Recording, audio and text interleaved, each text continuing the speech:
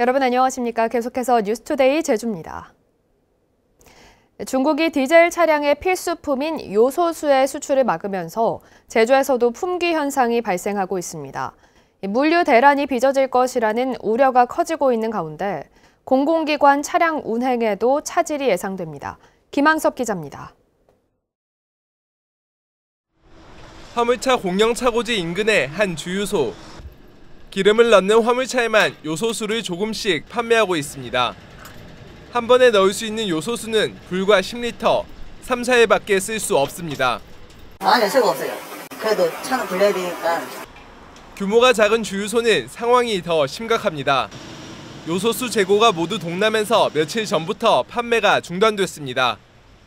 그 거래처 사례가 파는데 도매업체에서가 그게 보급이 안 되기 때문에 저희들도 그냥 팔 수 없는 상황입니다.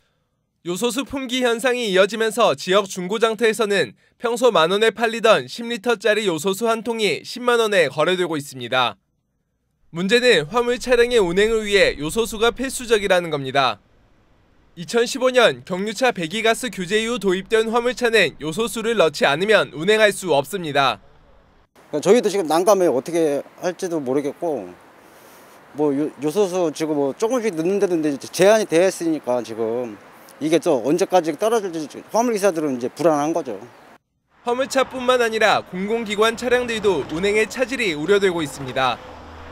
도내 소방 차량의 경우 요소수 재고가 6개월분가량 남아있지만 청소 차량은 2개월분밖에 남지 않았습니다. 주유소나 공업사 통해서 저희가 연말까지 좀 넣을 수 있도록 최대한 물량을 확보하고 있는 상황이고, 연말까지는 저희가 그 청소 운영에 차질이 없도록 최대한 지금 노력을 하고 있습니다. 도내 요소수 재고가 바닥을 드러내면서 물류 대란뿐만 아니라 생활 전반으로 피해가 번질 수 있다는 우려가 커지고 있습니다. MBC 뉴스 김항섭입니다. 6년 전 대법원의 판결로 무효가 된 서귀포시 예래 휴양형 주거단지에는 뒷담한 콘도미니엄 건물 100여 채가 흉물처럼 남아 있습니다. JDC가 사업을 다시 추진해보겠다며 땅을 돌려주지 않고 있는 가운데 토지주들이 건물을 모두 철거하고 땅을 돌려달라고 요구하고 나섰습니다. 박주연 기자입니다. 휴양형 주거단지 인허가와 토지 수용이 무효라는 대법원의 판결이 나온 것은 지난 2015년. 옛 토지주 200명은 땅을 돌려달라며 소송을 했고 1심에서 대부분 승소했습니다. 하지만 옛 사업자인 말레이시아 버자야 그룹이 뒷담한 콘도미니엄 건물 140채는 여전히 남아있는 상황. 토지주들은 JDC가 이곳에 일방적으로 도시개발을 하겠다고 선언한 것은 무책임한 태도라며 불법 건축물과 시설을 모두 철거하고 원상복구하라고 촉구했습니다. 원토지주 및 지역사회에 크나큰 피해와 갈등을 불러일으키는 JDC는 즉각 대우 각성하라. 하루빨리 소모적인 법정 소송을 줄이고 토지를 반환하라. 특히 JDC가 도로와 상하수도 등 기반시설을 만들어서 발생한 이익인 유익비를 토지주들로부터 받아내겠다는 주장은 시간을 끌어보려는 꼼수라고 주장했습니다. 자기들이 필요에 의해서 밭으로 사용되던 토지 위에 건물을 뒷담한 건물이 놓여져 있는 것이고 도로도 자기들이 단지 내 도로로 사용하기 위해서 한 거기 때문에 토지주 입장에서는 무익한 것이죠. JDC는 기반시설 전부를 뜯어내고 사업 이전 상태로 토지를 반환하는 것은 현실적으로 어렵고 유익비를 인정하는 판례가 존재하기 때문에 진행 중인 소송 20건에 대한 법원의 판단이 필요하다고 밝혔습니다. 최근 토지주 한 명은 JDC를 상대로 제기한 도로 철거 소송 1심에서 승소한 상황. 토지주들은 조만간 제주도에 불법 건축물을 철거해달라는 행정집행을 요청하고 국회와 청와대에 탄원서를 제출하겠다는 입장이어서 갈등은 계속될 것으로 보입니다. MBC 뉴스 박주연입니다. 제주 시민사회단체 연대회의는 논평을 내고 좌초된 오라 관광단지 개발 사업 부지를 한라산 국립공원으로 편입하라고 촉구했습니다. 이들은 제주도정이 오라 관광단지 사업에 대해 사실상 무산 결정을 내린 것을 환영하며 오라단지 부지는 한라산과 제주시가지 완충지대로 필수적으로 보존돼야 하는 곳이라며 장기적으로 매입하는 방안도 고려해야 한다고 주장했습니다. 제주 4.3 사건 유족 중에는 혼란했던 시대 상황 속에서 친척이나 남의 호적에 이름을 올렸던 경우가 적지 않습니다. 내년부터 4.3 희생자들에 대한 배보상을 시작하려면 이 잘못된 가족 관계부터 바로잡아야 한다는 지적이 나오고 있는 가운데 자신의 뿌리를 찾고 싶어하는 유족들의 사연을 듣는 자리가 마련됐습니다. 박혜진 기자입니다. 4.3 당시 아버지가 광주 형무소로 끌려갔다 숨진 오현순 할머니. 오촌 아저씨의 딸로 평생을 살아왔던 오 할머니는 5년간 소송을 벌인 끝에야 아버지의 호적에 이름을 올릴 수 있었습니다. 판사님 하는 말을 우리 고모한테 옆에 있는 저게 조카가 맞을까 안 맞을까 이 말만 대답 없어 영어니까. 그때는 우리 조카는 맞대. 걔는 이거 아이고 결정적인 일단 그걸로 딱 끝나. 친구를 만나러 집을 나섰던 아버지가 토벌대에 집단 총살당한 강순자 할머니. 아버지에게는 가까운 친척이 없다 보니 외삼촌의 딸로 호적에 올려져 아버지와는 남이 됐습니다. 어떻게 보면 딸로 됩니까? 난 죽기 전에 누구 딸로 한번 대봤으면 좋겠다. 우리 아버지 딸로는 한번 대봤어. 그것이 난 소원이다. 우리 아버지는 총각으로 죽은 거나 마찬가지. 4.3 당시 숨진 아버지 대신 허위 인물을 만들어 호적에 이름을 올린 김정희 할머니 역시 아버지를 찾기 위한 외로운 싸움을 3년째 이어오고 있습니다. 가까운 친척으로부터 허천버세기하고 한 사람죠. 그런 말을 들을 때 우리 어머니 그 젊은 시절 살았을 때 생각을 하면 제가 너무 마음이 아프고 이 어머니 한을 어떻게 부려드릴까 그런 생각에서 이거 시작은 했는데 이번에 개정된 4.3 특별법은 배보상 문제와 가족관계 등록부가 가장 중요한 이슈입니다. 이 가운데 가족관계 등록부는 그야말로 4.3의 배보상 문제와도 직결되는 아주 중요한 문제입니다. 유족들은 4.3 특별법 개정안이 희생자의 오촌까지 배보상 범위를 확대했지만 잘못된 가족관계를 바로잡으려면 소송을 해야 한다며 개선 방안이 필요하다고 주장하고 있습니다. MBC 뉴스 박혜진입니다.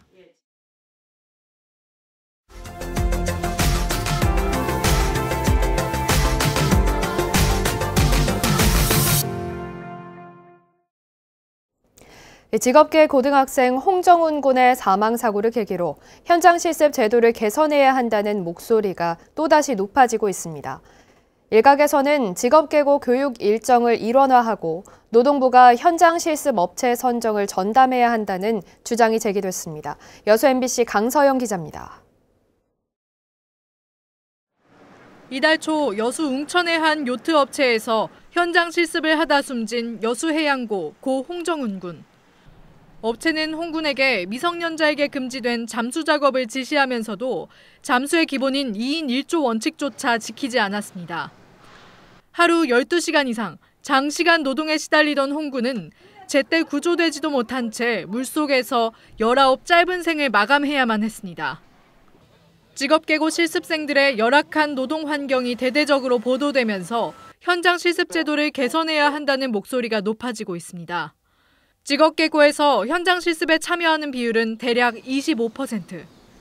학교 내에서도 대학 진학과 취업 등 진로가 다양하게 나뉘다 보니 학교가 자체적으로 현장 실습 업체의 안전 관리까지 꼼꼼히 관리하기가 어렵다는 지적이 제기됐습니다.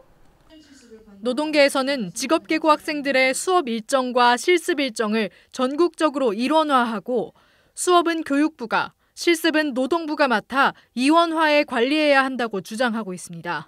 이 취업 노동부가 책임지고 채용 희망 업체를 발굴하고 이 모든 데이터를 우리 학교에 학생들에게 주고 12월 달 집중 준비 기간에 선택하게 하는 거죠. 또한 현행 현장 실습 제도의 실습 기간이 1에서 3개월 정도로 짧다는 문제도 제기됐습니다.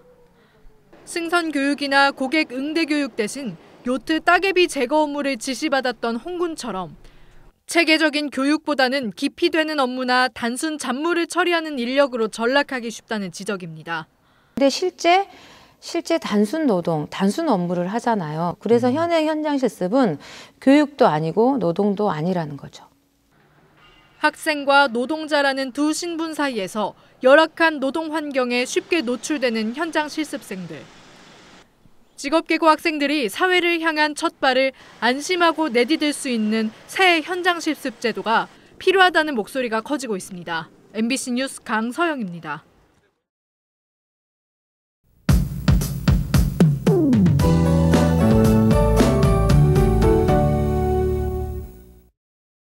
네, 요즘 거리 곳곳에 곱게 물든 단풍이 눈을 즐겁게 하는데요. 주말까지 무르익은 가을 정취를 즐기기 좋겠습니다.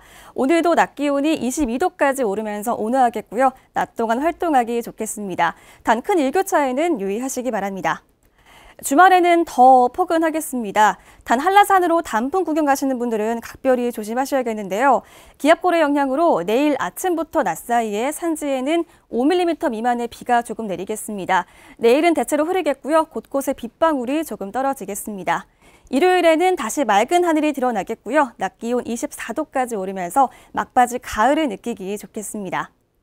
오늘 날씨 자세히 살펴보겠습니다. 오늘 제주 전 지역에서 맑겠고 오후부터 차차 흐려지겠습니다. 현재 기온 북부와 동부 지역 13도로 낮게 시작하고 있고요. 서부 지역 16도로 선선합니다. 오늘 한낮 기온은 북부와 동부 지역 22도까지 오르겠습니다. 서부와 남부 지역은 21도가 예상됩니다. 도서 지역도 맑겠고요. 낮 기온 22도 안팎까지 오르겠습니다. 오늘 해상 활동하기 양호하겠습니다. 파고가 대부분 잔잔하게 일겠는데요. 내일부터는 제주도 남쪽 먼바다를 중심으로 바람이 강하게 불기 시작하겠습니다. 포근한 가을 날씨는 주말까지 이어지겠고요. 다음 주 월요일에는 한기를 동반한 비구름대가 몰려오겠습니다. 비가 내리기 시작하겠고요. 다음 주부터는 부쩍 날이 쌀쌀해질 전망입니다.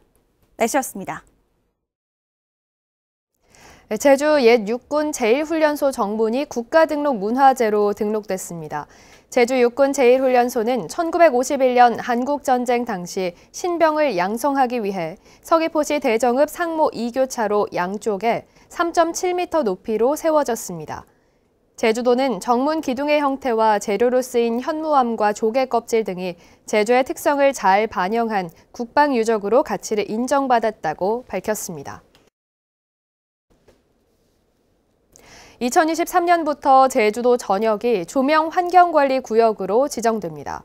조명환경관리구역으로 지정되면 지역에 따라 빛 방사 허용 기준이 차등 적용되고 초과할 경우 최고 300만 원의 과태료를 물게 됩니다. 제주도는 최근 도내 112개 지역의 빛 방사를 측정한 결과 36%가 허용 기준을 초과했고 최근 4년간 빛 공해 민원 500여 건이 제기됐다고 밝혔습니다. 제주도의원 선거구 획정위원회는 분구와 통폐합 지역에서 오는 8일과 9일 현장 설명회를 열기로 했습니다. 위원회가 최근 설문조사를 실시한 결과 분구 대상인 제주시 아라동은 찬성이 높았지만 통폐합 대상인 제주시 한경과 추자면, 서귀포시 정방, 중앙 천지동은 반대 의견이 높았습니다. 더불어민주당 송재호 의원은 도의원 정수를 43명에서 46명으로 3명 늘리는 제주특별법 개정안을 다음 주에 발의합니다. 제주 지역화폐인 탐나는 전을 할인된 가격에 사들인 뒤 환전하는 부정 유통 행위가 잇따라 적발됐습니다. 제주도는 지난달 21건을 적발해 부당 이득금 1,200만 원을 환수하고 13건에 대해서는 가맹점 등록 취소 절차를 밟고 있습니다. 탐나는 전은 구매자와 환전을 요청한 가맹점 정보가 기록돼 부정유통 이력이 남으면 불시 조사를 받게 됩니다. 뉴스투데이 제주를 마치겠습니다. 함께해 주신 여러분 고맙습니다.